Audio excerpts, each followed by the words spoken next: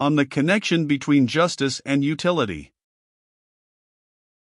In all ages of speculation, one of the strongest obstacles to the reception of the doctrine that utility or happiness is the criterion of right and wrong has been drawn from the idea of justice, the powerful sentiment, and apparently clear perception, which that word recalls with a rapidity and certainty resembling an instinct, have seemed to the majority of thinkers to point to an inherent quality in things, to show that the just must have an existence in nature as something absolute, generically distinct from every variety of the expedient, and, in idea, opposed to it, though, as is commonly acknowledged, never, in the long run, disjoined from it in fact. In the case of this, as of our other moral sentiments, there is no necessary connection between the question of its origin and that of its binding force. That a feeling is bestowed on us by nature does not necessarily legitimate all its promptings. The feeling of justice might be a peculiar instinct, and might yet require, like our other instincts, to be controlled and enlightened by a higher reason. If we have intellectual instincts, leading us to judge in a particular way, as well as animal instincts that prompt us to act in a particular way, there is no necessity that the former should be more infallible in their sphere than the latter in theirs. It may as well happen that wrong judgments are occasionally suggested by those, as wrong actions by these. But though it is one thing to believe that we have natural feelings of justice, and another to acknowledge them as an ultimate criterion of conduct, these two opinions are very closely connected in point of fact. Mankind are always predisposed to believe that any subjective feeling, not otherwise accounted for, is a revelation of some objective reality. Our present object is to determine whether the reality, to which the feeling of justice corresponds, is one which needs any such special revelation, whether the justice or injustice of an action is a thing intrinsically peculiar and distinct from all its other qualities, or only a combination of certain of those qualities, presented under a peculiar aspect. For the purpose of this inquiry, it is practically important to consider whether the feeling itself, of justice and injustice, is sui generis like our sensations of color and taste, or a derivative feeling, formed by a combination of others. And this it is the more essential to examine, as people are in general willing enough to allow that objectively the dictates of justice coincide with a part of the field of general expediency, but inasmuch as the subjective mental feeling of justice is different from that which commonly attaches to simple expediency, and, except in extreme cases of the latter, is far more imperative in its demands, people find it difficult to see, in justice, only a particular kind or branch of general utility, and think that its superior binding force requires a totally different origin.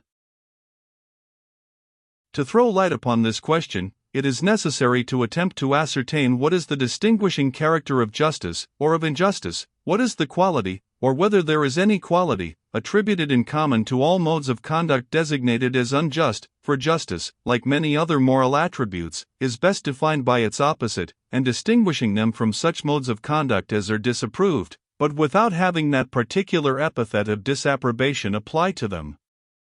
If, in everything which men are accustomed to characterize as just or unjust, some one common attribute or collection of attributes is always present, we may judge whether this particular attribute or combination of attributes would be capable of gathering round it a sentiment of that peculiar character and intensity by virtue of the general laws of our emotional constitution, or whether the sentiment is inexplicable, and requires to be regarded as a special provision of nature.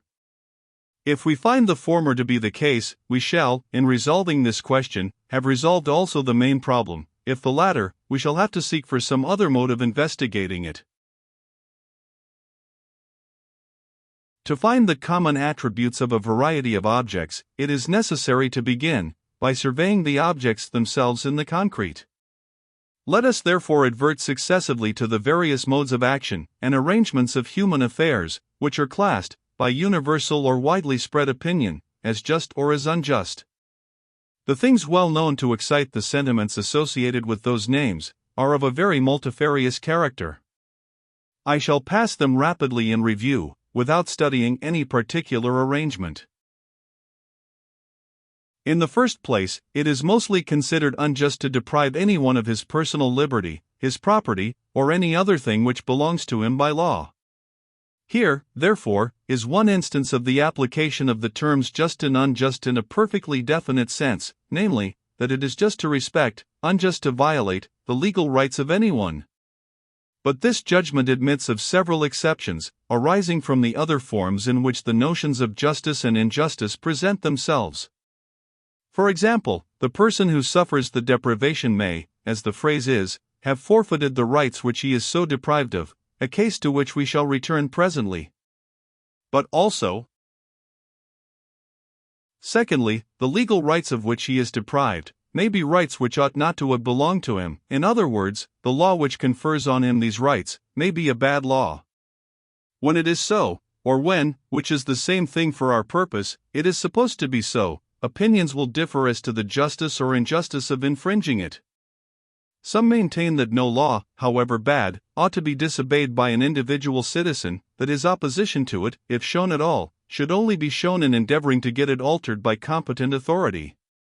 This opinion, which condemns many of the most illustrious benefactors of mankind, and would often protect pernicious institutions against the only weapons which, in the state of things existing at the time, have any chance of succeeding against them, is defended, by those who hold it, on grounds of expediency, principally on that of the importance, to the common interest of mankind, of maintaining inviolate the sentiment of submission to law.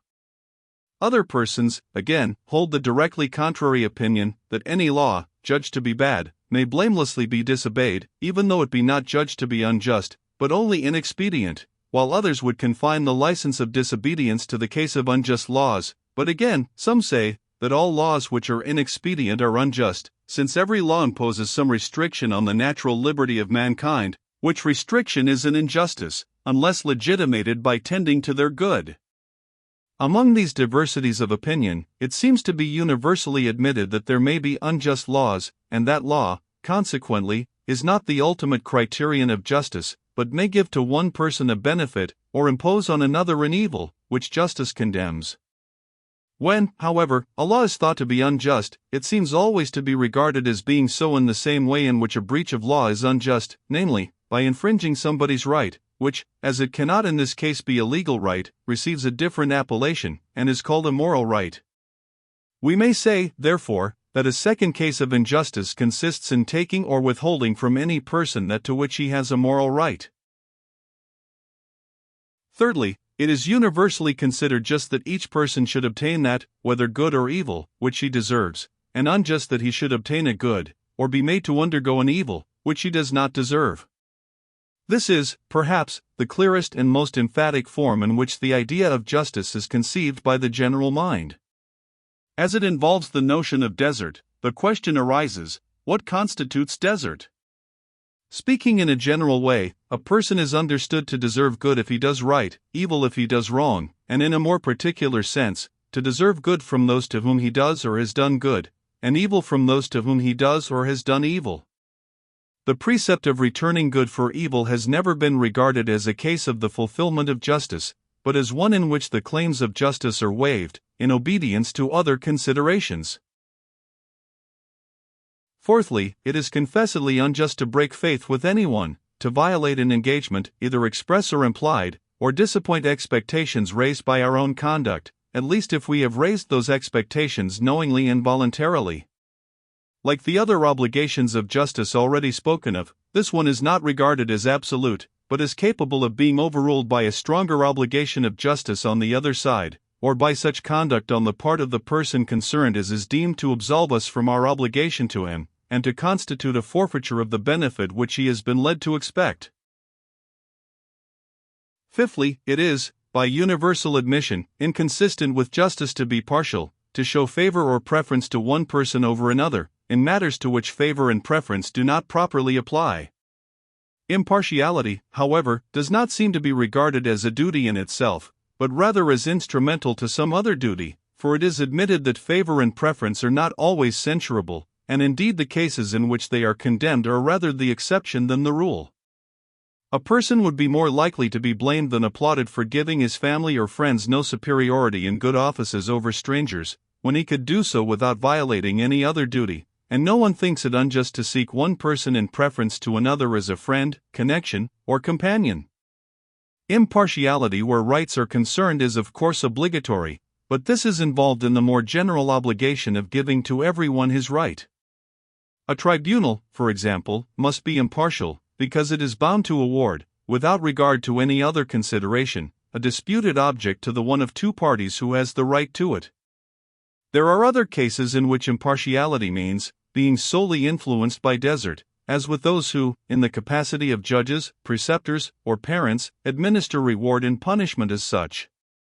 There are cases, again, in which it means being solely influenced by consideration for the public interest, as in making a selection among candidates for a government employment.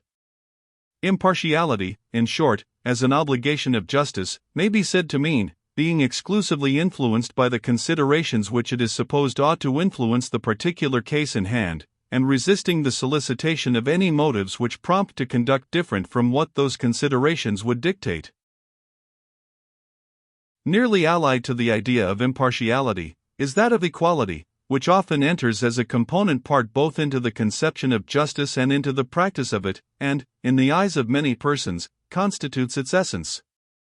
But in this, still more than in any other case, the notion of justice varies in different persons, and always conforms in its variations to their notion of utility. Each person maintains that equality is the dictate of justice, except where he thinks that expediency requires inequality. The justice of giving equal protection to the rights of all is maintained by those who support the most outrageous inequality in the rights themselves. Even in slave countries it is theoretically admitted that the rights of the slave, such as they are, ought to be as sacred as those of the master, and that a tribunal which fails to enforce them with equal strictness is wanting in justice, while, at the same time, institutions which leave to the slave scarcely any rights to enforce are not deemed unjust, because they are not deemed inexpedient. Those who think that utility requires distinctions of rank do not consider it unjust that riches and social privileges should be unequally dispensed, but those who think this inequality inexpedient think it unjust also. Whoever thinks that government is necessary sees no injustice in as much inequality as is constituted by giving to the magistrate powers not granted to other people. Even among those who hold leveling doctrines, there are as many questions of justice as there are differences of opinion about expediency. Some communists consider it unjust that the produce of the labor of the community should be shared on any other principle than that of exact equality. Others think it just that those should receive most whose needs are greatest, while others hold that those who work harder, or who produce more, or whose services are more valuable to the community, may justly claim a larger quota in the division of the produce.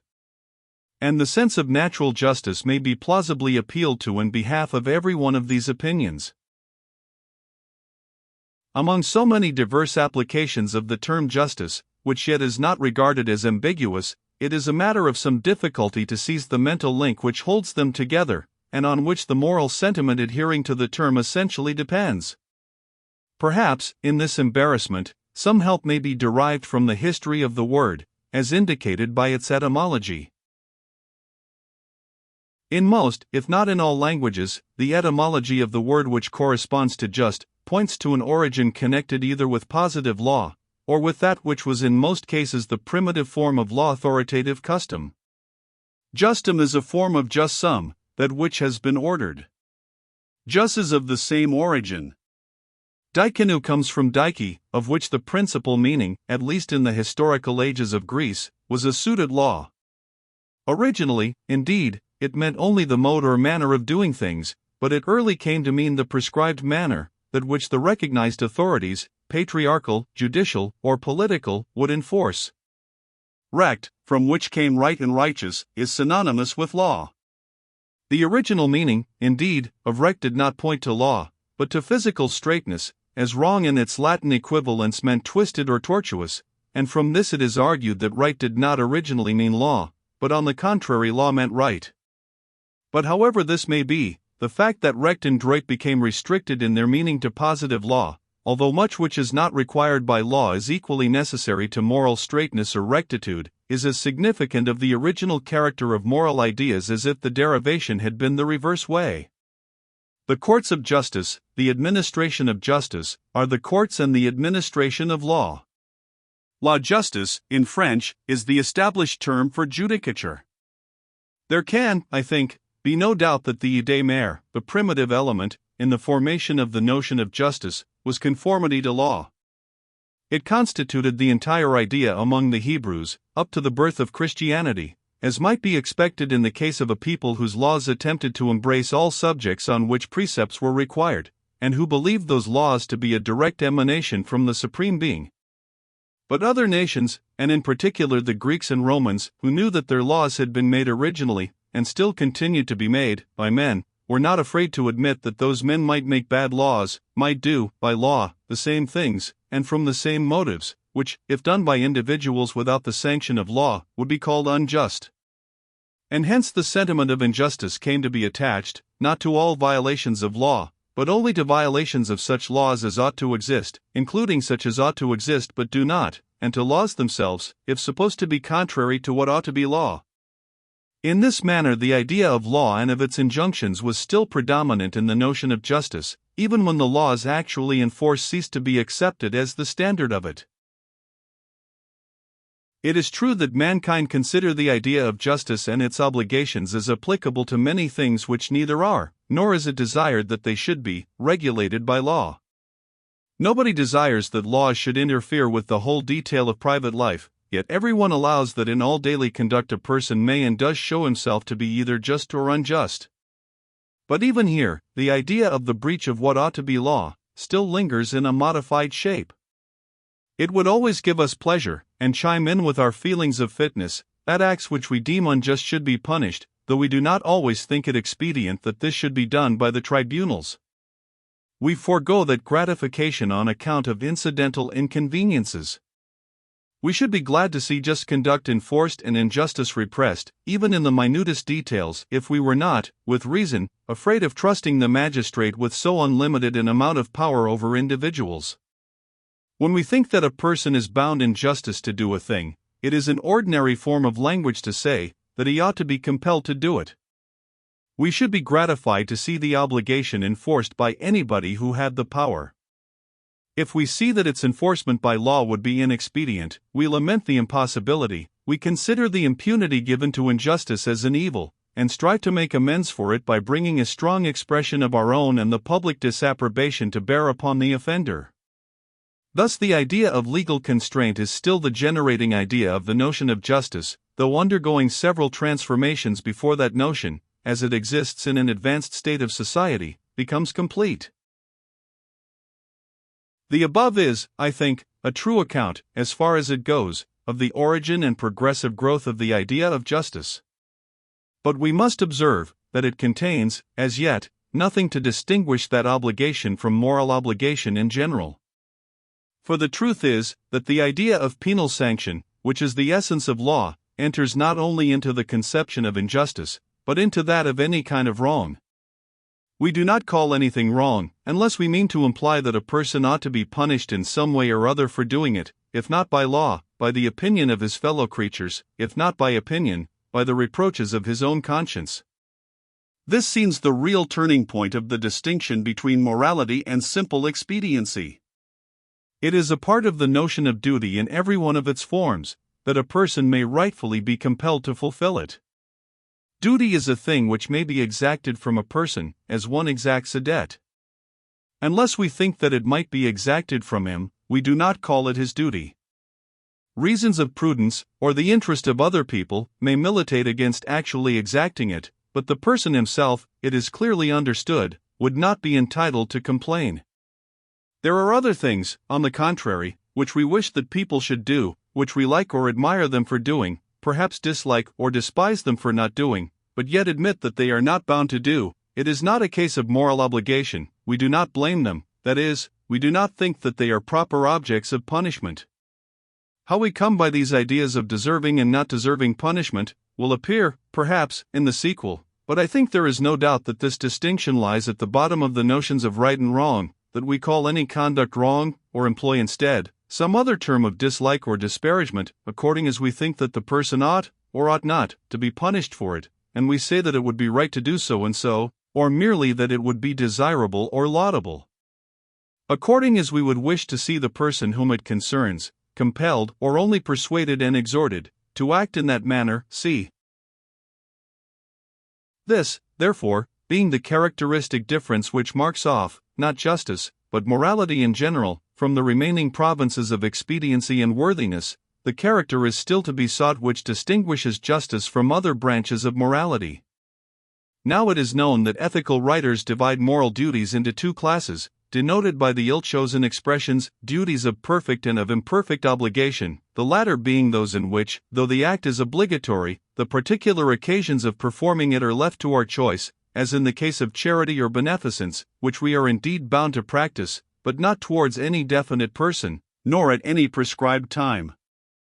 In the more precise language of philosophic jurists, duties of perfect obligation are those duties in virtue of which a correlative right resides in some person or persons. Duties of imperfect obligation are those moral obligations which do not give birth to any right.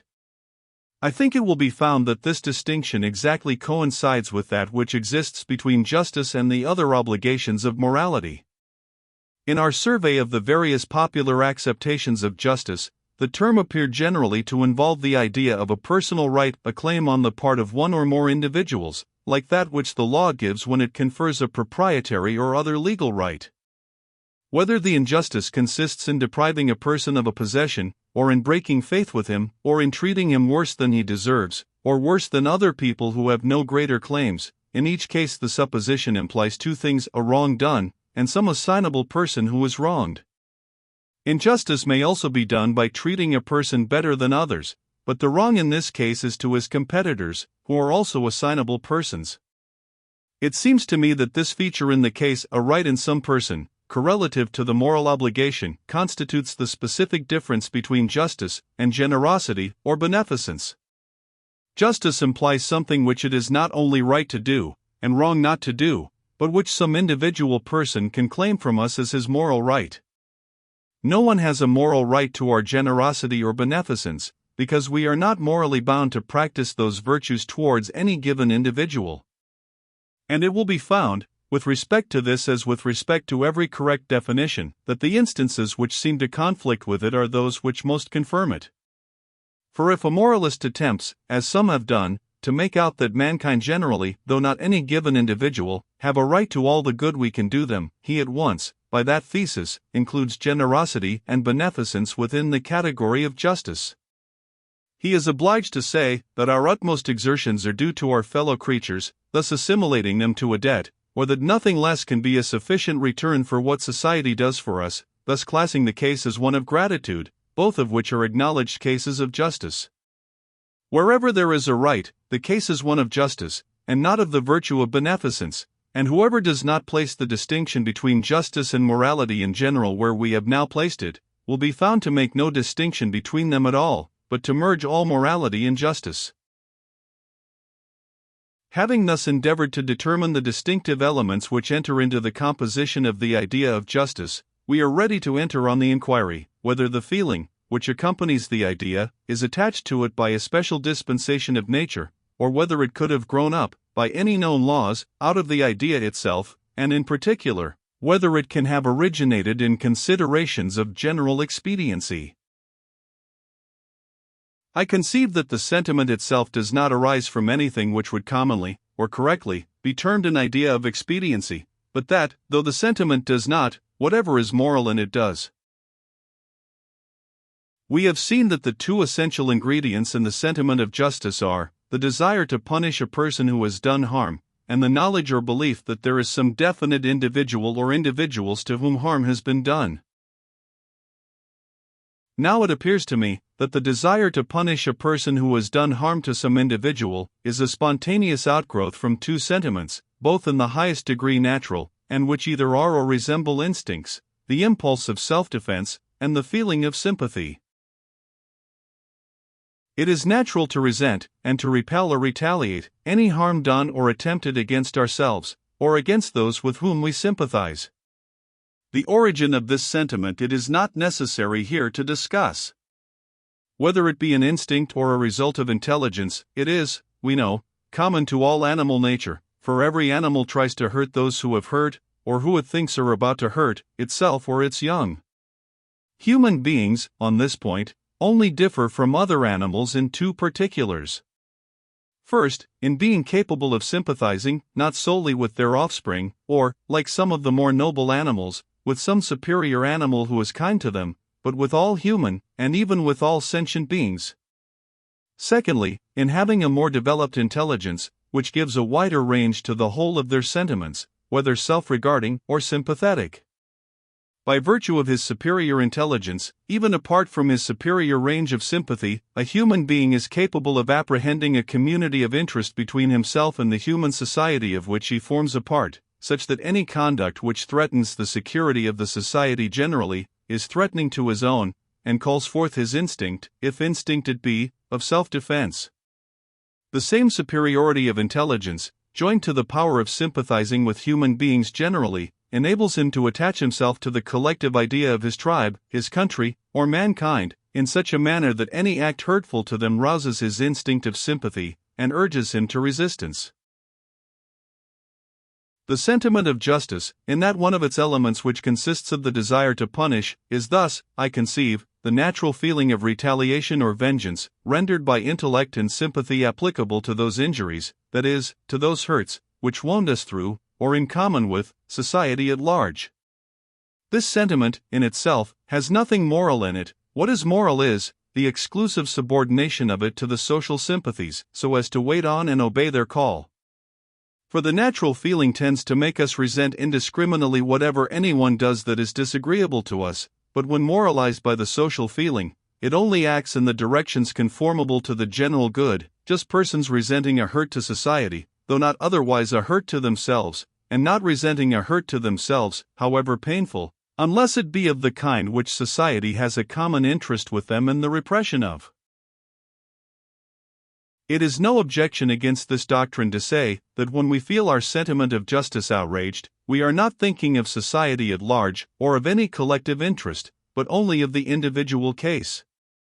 It is common enough, certainly, though the reverse of commendable, to feel resentment merely because we have suffered pain, but a person whose resentment is really a moral feeling, that is, who considers whether an act is blamable before he allows himself to resent it, such a person, though he may not say expressly to himself that he is standing up for the interest of society, certainly does feel that he is asserting a rule which is for the benefit of others as well as for his own. If he is not feeling this, if he is regarding the act solely as it affects him individually, he is not consciously just, he is not concerning himself about the justice of his actions. This is admitted even by anti-utilitarian moralists. When Kant, as before remarked, propounds as the fundamental principle of morals, so act, that thy rule of conduct might be adopted as a law by all rational beings, he virtually acknowledges that the interest of mankind collectively, or at least of mankind indiscriminately, must be in the mind of the agent when conscientiously deciding on the morality of the act. Otherwise he uses words without a meaning, for, that a rule even of utter selfishness could not possibly be adopted by all rational beings, that there is any insuperable obstacle in the nature of things to its adoption, cannot be even plausibly maintained. To give any meaning to Kant's principle, the sense put upon it must be, that we ought to shape our conduct by a rule which all rational beings might adopt with benefit to their collective interest. To recapitulate, the idea of justice supposes two things: a rule of conduct, and a sentiment which sanctions the rule. The first must be supposed common to all mankind, and intended for their good. The other, the sentiment, is a desire that punishment may be suffered by those who infringe the rule. There is involved, in addition, the conception of some definite person who suffers by the infringement, whose rights, to use the expression appropriated to the case, are violated by it. And the sentiment of justice appears to me to be the animal desire to repel or retaliate a hurt or damage to oneself, or to those with whom one sympathizes, widened so as to include all persons, by the human capacity of enlarged sympathy, and the human conception of intelligent self-interest. From the latter elements, the feeling derives its morality, from the former, its peculiar impressiveness, and energy of self-assertion. I have, throughout, treated the idea of a right residing in the injured person, and violated by the injury, not as a separate element in the composition of the idea and sentiment, but as one of the forms in which the other two elements clothe themselves. These elements are, a hurt to some assignable person or persons on the one hand, and a demand for punishment on the other. An examination of our own minds, I think, will show that these two things include all that we mean when we speak of violation of a right. When we call anything a person's right, we mean that he has a valid claim on society to protect him in the possession of it, either by the force of law, or by that of education and opinion. If he has what we consider a sufficient claim, on whatever account, to have something guaranteed to him by society, we say that he has a right to it. If we desire to prove that anything does not belong to him by right, we think this done as soon as it is admitted that society ought not to take measures for securing it to him, but should leave it to chance, or to his own exertions. Thus, a person is said to have a right to what he can earn in fair professional competition, because society ought not to allow any other person to hinder him from endeavoring to earn in that manner as much as he can. But he has not a right to 300 a year, though he may happen to be earning it, because society is not called on to provide that he shall earn that sum. On the contrary, if he owns £10,000 3% stock, he has a right to 300 a year, because society has come under an obligation to provide him with an income of that amount.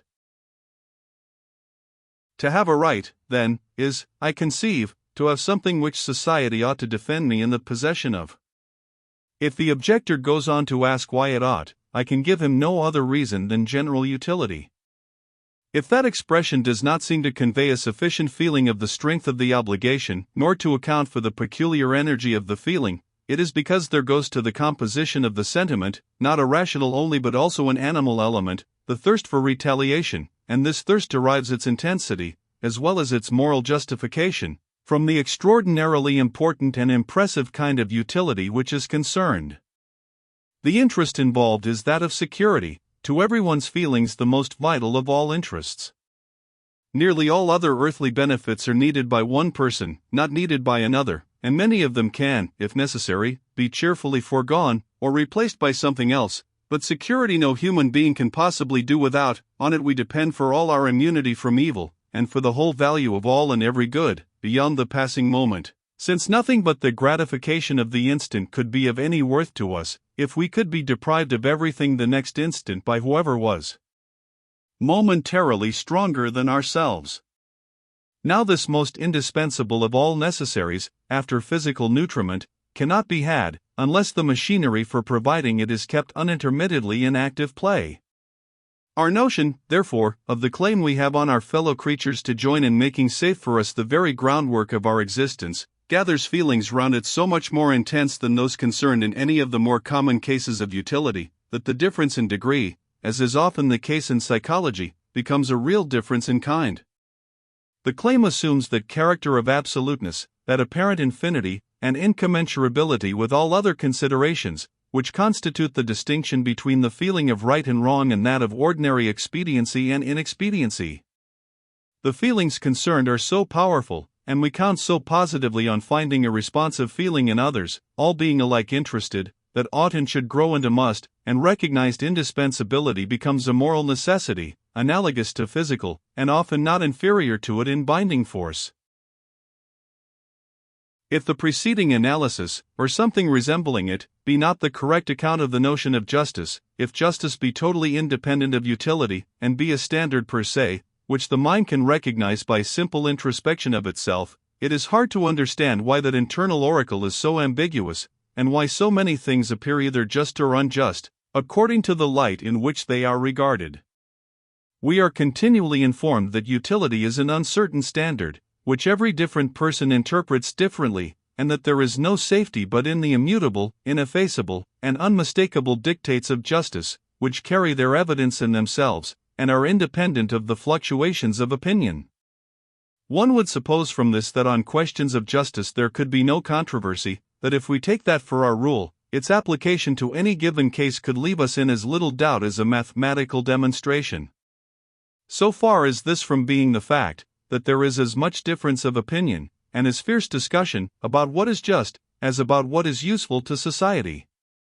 Not only have different nations and individuals different notions of justice, but, in the mind of one and the same individual, justice is not some one rule, principle, or maxim, but many, which do not always coincide in their dictates, and in choosing between which, he is guided either by some extraneous standard, or by his own personal predilections. For instance, there are some who say that it is unjust to punish anyone for the sake of example to others, that punishment is just, only when intended for the good of the sufferer himself. Others maintain the extreme reverse, contending that to punish persons who have attained years of discretion, for their own benefit, is despotism and injustice, since if the matter at issue is solely their own good, no one has a right to control their own judgment of it, but that they may justly be punished to prevent evil to others, this being an exercise of the legitimate right of self-defense. Mr. Owen, again, affirms that it is unjust to punish at all, for the criminal did not make his own character, his education, and the circumstances which surround him, have made him a criminal, and for these he is not responsible. All these opinions are extremely plausible, and so long as the question is argued as one of justice simply, without going down to the principles which lie under justice and are the source of its authority, I am unable to see how any of these reasoners can be refuted. For, in truth, every one of the three builds upon rules of justice confessedly true. The first appeals to the acknowledged injustice of singling out an individual, and making him a sacrifice, without his consent, for other people's benefit. The second relies on the acknowledged justice of self-defense, and the admitted injustice of forcing one person to conform to another's notions of what constitutes his good. The Owenite invokes the admitted principle, that it is unjust to punish anyone for what he cannot help. Each is triumphant so long as he is not compelled to take into consideration any other maxims of justice than the one he has selected, but as soon as their several maxims are brought face to face, each disputant seems to have exactly as much to say for himself as the others. No one of them can carry out his own notion of justice without trampling upon another equally binding. These are difficulties, they have always been felt to be such, and many devices have been invented to turn rather than to overcome them. As a refuge from the last of the three, men imagined what they called the freedom of the will, fancying that they could not justify punishing a man whose will is in a thoroughly hateful state, unless it be supposed to have come into that state through no influence of anterior circumstances. To escape from the other difficulties, a favorite contrivance has been the fiction of a contract, whereby at some unknown period all the members of society engaged to obey the laws, and consented to be punished for any disobedience to them, thereby giving to their legislators the right, which it is assumed they would not otherwise have had, of punishing them, either for their own good or for that of society. This happy thought was considered to get rid of the whole difficulty, and to legitimate the infliction of punishment, in virtue of another received maxim of justice, volenti non fit injuria, that is not unjust which is done with the consent of the person who is supposed to be hurt by it. I need hardly remark, that even if the consent were not a mere fiction, this maxim is not superior in authority to the others which it is brought in to supersede. It is, on the contrary, an instructive specimen of the loose and irregular manner in which supposed principles of justice grow up. This particular one evidently came into use as a help to the coarse exigencies of courts of law, which are sometimes obliged to be content with very uncertain presumptions, on account of the greater evils which would often arise from any attempt on their part to cut finer. But even courts of law are not able to adhere consistently to the maxim, for they allow voluntary engagements to be set aside on the ground of fraud, and sometimes on that of mere mistake or misinformation.